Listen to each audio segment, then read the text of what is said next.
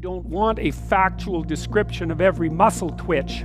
You want them to distill their experiences down into the gist, which is the significance of the experience. And the significance of the experience is roughly what you can derive from listening to the experience that will change the way that you look at the world and act in the world. So it's valuable information, and they can tell you a terrible story, and that can be valuable because that can tell you how not to look in the world, or they can tell you a positive story. You can derive benefit either way, which is why we also like to go watch stories about horrible psychopathic thugs, and hopefully we're learning not to be like them, although there are additional advantages in that someone who is incapable of cruelty is a higher moral being than someone who is capable of cruelty.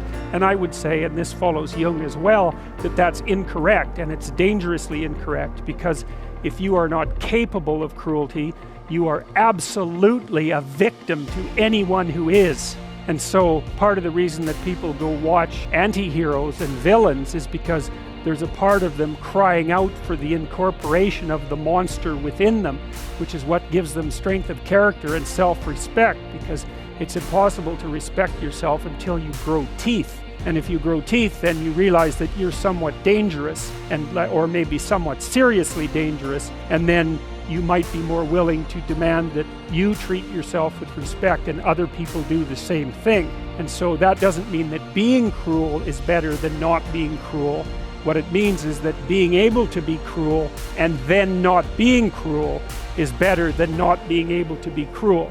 If you ask a disagreeable person what he wants, say, or she wants, they'll tell you right away. They know. It's like, this is what I want and this is how I'm going to get it. But agreeable people, especially if they're really agreeable, are so agreeable that they often don't even know what they want, because they're so accustomed to living for other people and to finding out what other people want and to trying to make them comfortable and so forth, that it's harder for them to find a sense of their own desires as they move through life. Look, there's situations where that's advantageous, but it's certainly not advantageous if you're going to try to forge yourself a career. That just doesn't work at all. And so, even though on average men and women aren't that much different in terms of their levels of agreeableness by the group, if you go out and you look at the extremes, they're very different. So all of the most agreeable people are women, and all of the most disagreeable people are men.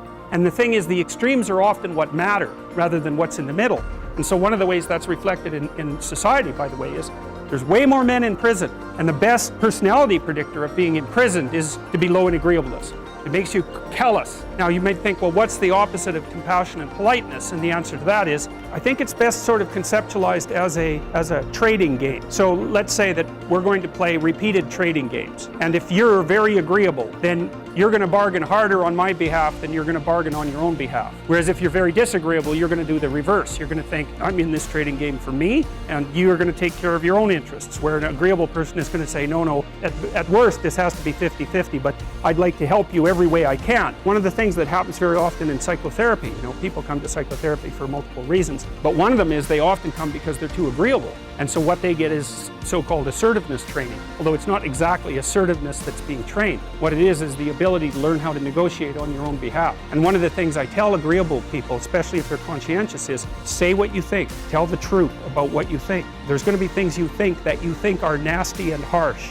And they probably are nasty and harsh, but they're also probably true. And you need to bring those up to the forefront and deliver the message. And it's not straightforward at all, because agreeable people do not like conflict. Not at all. They smooth the water, and you can see why that is in accordance with the hypothesis that I've been putting forward. You don't want conflict around infants. It's too damn dangerous. You don't want fights to break out. You don't want anything to disturb the relative peace. And if you're also more prone to being hurt physically and perhaps emotionally, you're also maybe loath to engage in the kind of high-intensity conflict that will solve problems in the short term. It takes a lot of conflict to solve problems in the short term.